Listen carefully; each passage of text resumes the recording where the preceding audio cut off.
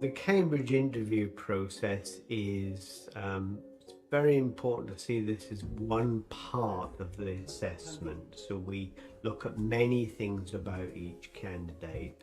In our minds, when we're doing an interview, the sorts of things we're thinking about are whether or not the person in front of us has the right kind of background knowledge needed for our courses, whether we think they'd be successful in our kind of teaching environment, and to put it in a nutshell, really, can they think?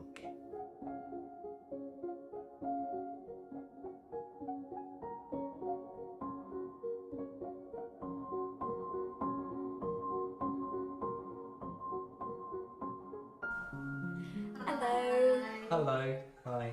Let's take a seat. Hiya. Hi, I'm Nick. Nick Nice Cutler. to meet you. Nice to meet you. Hello there. Just as we start this interview, I want to give you a bit of an outline of what's going to come next. So we're going to start off with a question from Nick, and then we're going to talk a little bit about some unseen material. At the end of the interview, there'll be some time for you to ask any questions. If you have any, you don't have to have any. If there's anything that we say that doesn't make sense or that you'd like us to repeat or rephrase, please do just say. We'd be more than happy to do that. Okay? And we will make notes as we go along as well. Please don't be thrown by that. Okay? You shouldn't be surprised to find those interviewing you are taking notes during the interviews. This is because they need to remind themselves of topics which have been covered, both during and in subsequent discussion of the interview performance. What we're expecting out of students in those interviews is firstly that they are listening really carefully to what they're being asked. And we're interested to find out how people are thinking. So in their responses, if they can take us through their own thought processes, then that's great, because it means that we can see how they're exploring those ideas. We'll start off, Harrod, by talking to you about the essays that you've sent in, and then we'll move on to one or two other topics that come out of your personal statement as the interview goes on. In one of your essays, you were talking about the theory of functionalism, that things are kind of designed for purpose. In your archaeological or anthropological reading, have you come across that as an idea, as a sort of a school of thought? Yeah, I've definitely come across that idea, comes across a lot actually. And there's definitely interlinkings between sociology and especially social anthropology and that idea. Like society works as a body through the organs. Mm-hmm. It's not necessarily something I believe in. I don't think the problem with these kind of broad theories that they generalize too much, I think, and there are too many exceptions. In the arts and social sciences, we will often make use of a student's UCAS personal statement and their supplementary questionnaire that they fill in specifically for Cambridge. We're not evaluating the quality of their writing in the statement.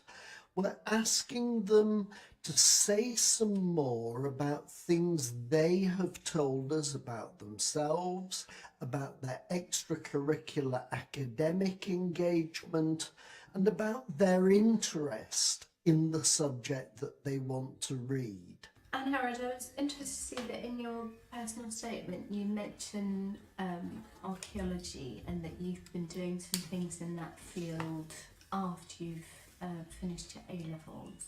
Can you tell me a little bit about what you've been doing and how you've been exploring that area? I think with archaeology, I've been trying to build up a broad, like a basic kind of foundation knowledge, because I've never studied it. My interest started in programs about Egyptology and seeing exhibitions of that sort in places like the British Museum. That kind of sparked my interest, so I wanted to try and understand that more in the introductory book. For a technical interview like natural sciences or engineering or mathematics, then what we're looking for is how teachable they are. We're looking at how interested in the material they are, how they can take an idea and develop that, even if it's something that they perhaps haven't necessarily seen before. So we're going to start by sketching a function. And the function that I'm going to write down, you've probably not seen before, but I'm fairly sure that you've all seen the pieces of that function. Okay. So, if I write down, function is y is equal to sine x divided by okay, and what I would like you to do is sketch the behaviour of that function between minus 2 pi and 2 pi, and so if you can sketch some axes for me and give that a go. First of all, I'm going to start and get some of the main points that I need to work out. So I'm going to start with x is equal to 0. Okay, so if I can just stop you there for a second, because x is equal to 0 is a little bit tricky. So choosing some points is a good idea, absolutely, but we might just come back to that one. So are there any other points that you know the values of? Pi is a fairly good one. Okay. So sine of pi will be 0. And so 0 divided by pi is 0. Excellent. Even when she was getting to the stage of being uncertain about what to draw, and you could see the hesitation, she would nevertheless draw something, and that gave the opportunity to say, well, yes, that's sort of in the right direction, you need to change this a little bit. So that would be yeah, have a scribble if it helps. What was this one? That was 2/3. What's this one? That's minus 2/3 of pi. Oh yeah. So that'll be more like minus 2/9. Yeah. Good to be a lot smaller.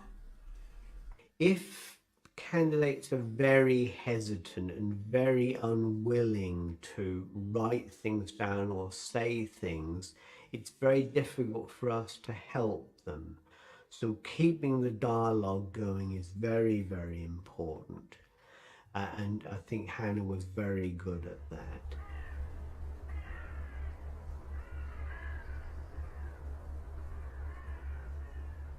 The questions we ask at interview are designed to push the candidates and to make them think hard. What you hope to do is to start with something which they will be able to answer, but to get progressively more difficult as you go through the problem. And often the candidate who thinks they haven't done very well will have done well because they'll have actually progressed further through the problem. We would expect candidates by the end of the interview to feel that there was something that they haven't been able to answer. Starting with something that hopefully we've already covered in some degree and should know, what role do bases actually play in the hereditary nature of DNA? Triplet code, so 3 bases together code for 1 amino acid, and then different combinations of those codons in DNA build up a chain of amino acids and code for proteins. Okay, so why is it 3? Why is the codon made up of 3 bases? Why not just 1 base? Because you're not the 3 bases are needed so that you can have different combinations to code for different amino acids. There's only 4 bases, so if you only had a single base, you would only be able to code for 4 amino acids. Whereas we have a triplet code which codes for 20 different amino acids. Is it 20?